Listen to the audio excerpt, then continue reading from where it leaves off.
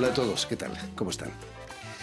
Si el compositor alemán Richard Wagner levantara la cabeza, seguramente se sentiría feliz por los avances tecnológicos que le permitirían hacer realidad su sueño de una obra de arte total. Nuestro invitado de hoy, el pianista y compositor cubano Gabriel Urgel Reyes, comparte esas ideas con un trabajo que engloba diversas disciplinas como las artes plásticas, la música y la danza.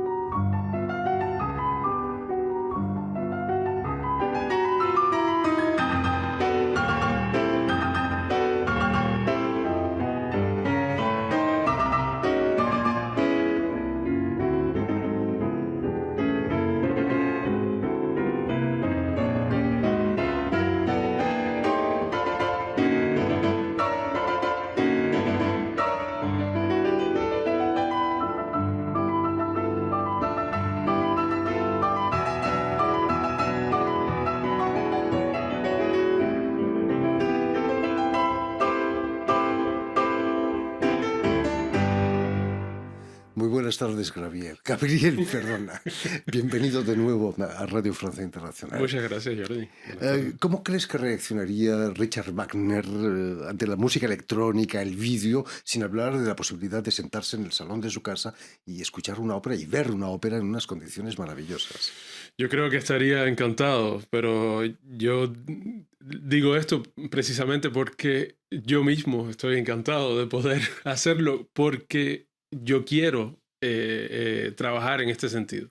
Y entonces pienso que todo compositor o todo creador que tiene una disposición a un trabajo de este tipo, aprecia las posibilidades técnicas que hay. Y él lo hizo con su teatro justamente, y esas eran las posibilidades las más óptimas que él podía pensar en ese momento. Y actualmente, si él estuviese presente, yo pienso que estaría muy, muy contento y que utilizaría muchos de esos avances técnicos, por supuesto. Estábamos viendo imágenes de tu nuevo álbum, con los valses nobles y sentimentales de Ravel, y había bailarines, ¿no? Ha sido difícil encontrar a gente que aceptara bailar los valses nobles y sentimentales. En realidad no, porque son bailarines, son personas que yo conocí en mi formación en el Conservatorio Nacional Superior de París. Y desde que comenzamos el proyecto, los contacté para ver si estaban interesados en participar y trabajar de esta manera, efectivamente. Y sobre todo la idea que existe en el álbum de abordar el vals desde una visión contemporánea. Es decir, que la danza sea orientada, toda la coreografía, en ese sentido, en un sentido contemporáneo, que haya gestos que recuerden el vals, pero desde la visión de la danza contemporánea. Hablaremos del nuevo álbum, pero permíteme que recuerde a nuestros oyentes que has nacido en La Habana en 1976, y aunque el piano ha sido desde siempre el centro de tu actividad artística, paralelamente es cierto que estudiaste pintura, por ejemplo, artes Sí. plásticas. Estudié artes plásticas en un taller con un pintor cubano que se llama Adrián Chacón, con quien trabajé durante 6 años, alrededor de 6 años más o menos. Empecé pequeño, tenía 8 años cuando empecé con él, todavía ese trabajo era un poco esporádico, pero después se intensificó sobre mis 10, 11 años hasta los 14 más o menos, que ya salí del taller porque también la parte musical tomaba mucho tiempo. Pero fue una formación interesantísima porque me permitió justamente comprender lo que era similar entre la música y la pintura, cuánto vocabulario se comparte, ritmo, espacios, colores, tonos, El silencio, quizás. el silencio también, la composición del espacio y todos esos términos, eh, trabajarlos en los dos sentidos, tanto en el sentido del sonido como sobre una superficie plana o menos plana, porque también trabajamos el papier maché. Era interesantísimo y es ciertamente uno de los motores que han proporcionado esta manera mía de expresarme en mis proyectos musicales y finalmente multidisciplinarios. ¿Dudaste en aquella época en escoger la pintura quizás en vez que el piano? La verdad es que sí, pero en el sentido hago más uno o el otro. Y como la formación en la música estaba despegando mucho más que lo que estaba haciendo en pintura en ese momento, que me tomaba más tiempo porque la reflexión era un poco más lenta en ese sentido. La música tomó más importancia. Por supuesto.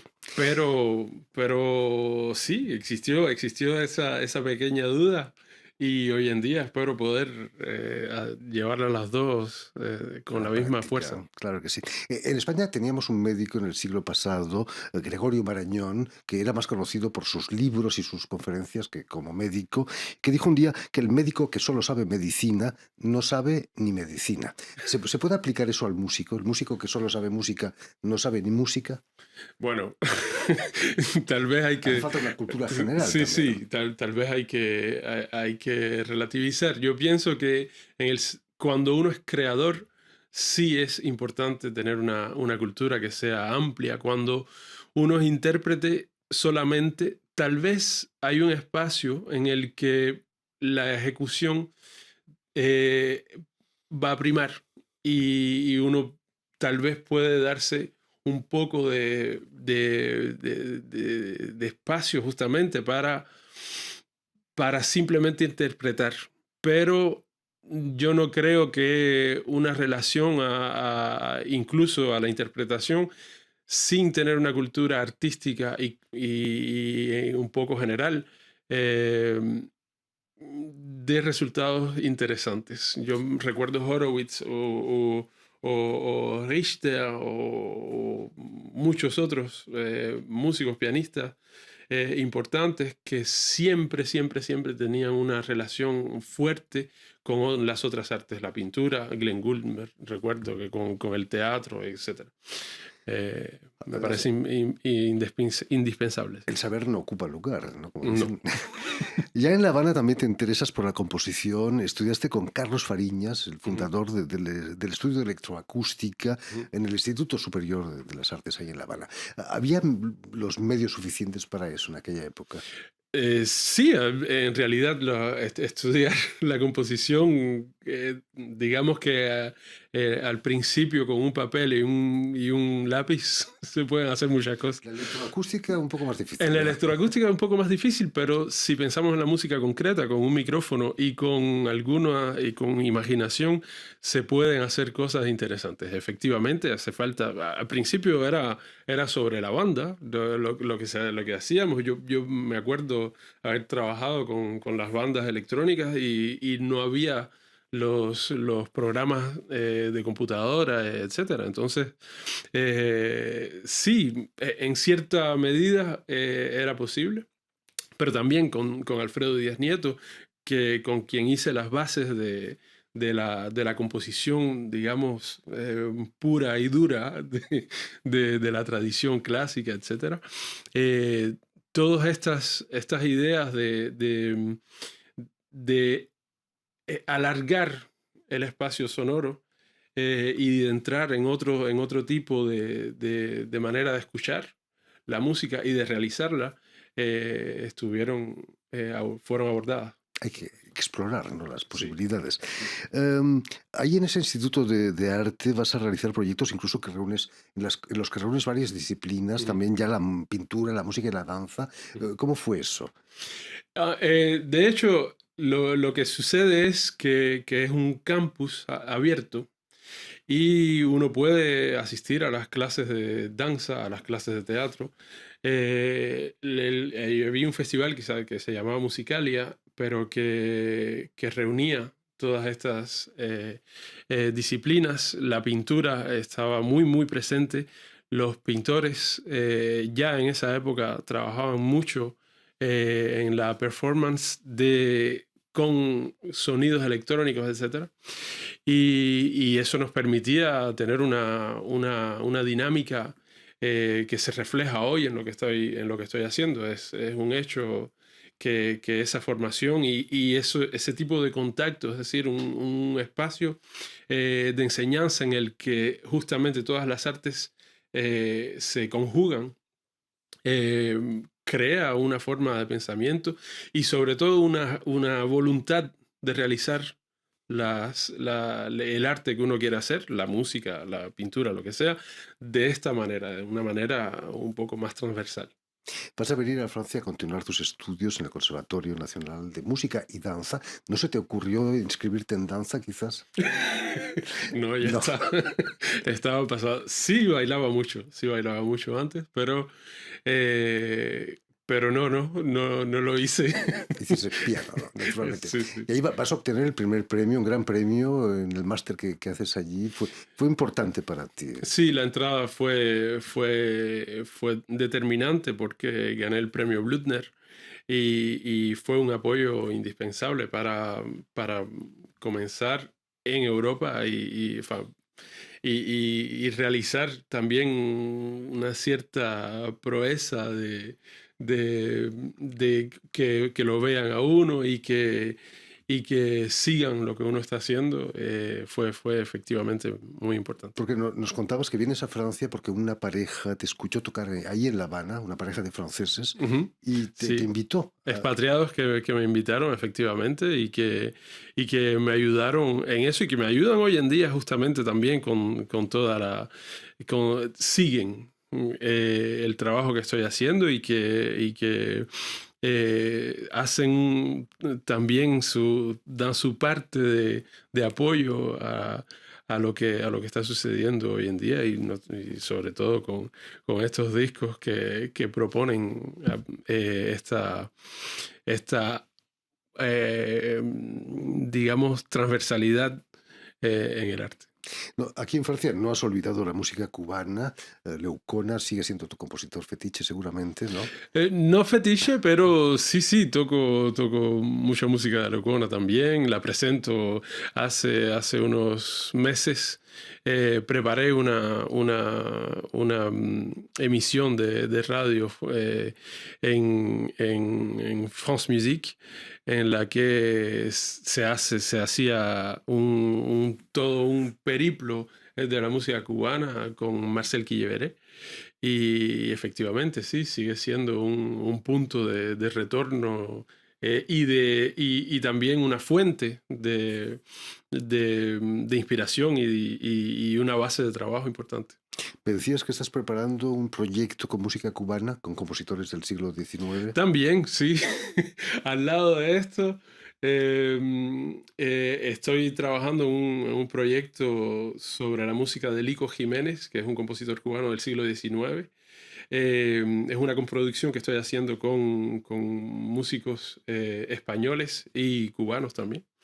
Y Lico Jiménez fue un compositor que fue director también y profesor en el Conservatorio de Hamburgo, en Alemania, y que realizó un trabajo interesantísimo en la composición porque justamente se inspira, uno respira las influencias de Schumann, sobre todo de Brahms, un poco de Liszt en la música sinfónica, eh, pero con una, con un sabor personal. Caribeño. No precisamente caribeño, yo diría que es uno de los compositores más europeos del siglo XIX cubano. Pero sí hay una impronta personal que es fuerte, sí. Y Pero, entonces es un disco que saldrá probablemente en el otoño de este año también. lo esperamos con Sí. impaciencia. Tu trayectoria ha evolucionado radicalmente. En 2015, por ejemplo, vas a trabajar con una artista visual japonesa, Ayano Mi, en el proyecto Encuentros Sagrados, que va a dar pie a una exposición concierto en una galería de arte, ¿no? Sí, Ahí justamente. es una manera de volver a tus orígenes de artista. Sí, sí, sí. Y sobre todo dar continuidad, porque a Naomi yo la había conocido justamente en La Habana, en proyectos que ella hacía. Ella hace proyectos por el mundo. Ella se integra en las comunidades de los países a donde va para justamente impregnarse de la cultura, de cómo se hace el arte en esos lugares. Y entonces crea tótems, justamente esas figuras que permiten eh, eh, eh, ¿cómo decir? Hacer un puente entre lo Sí, terrenal y hacer los... físicas las espiritualidades de los lugares donde ella va. Estamos viendo precisamente la Justamente, imagen de uno de esos justamente. tótems en tu disco sobre Sí, Ginastera, sí. ¿no? Y ilustramos entonces los discos. E hicimos un trabajo también de composición. Hay música mía que emana de ese trabajo conjunto que hicimos.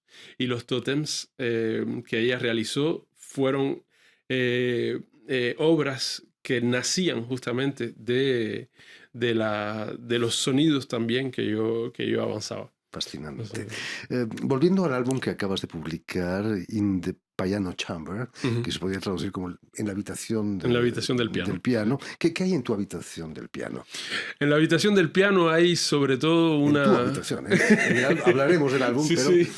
En la mía propia, hay pianos. varios. Sí, hay dos pianos, pero uno chiquitico. Hay sintetizadores, hay controladores de sonido, hay cartas de sonido, tarjetas de sonido para investigar, hay amplificadores, hay muchas partituras.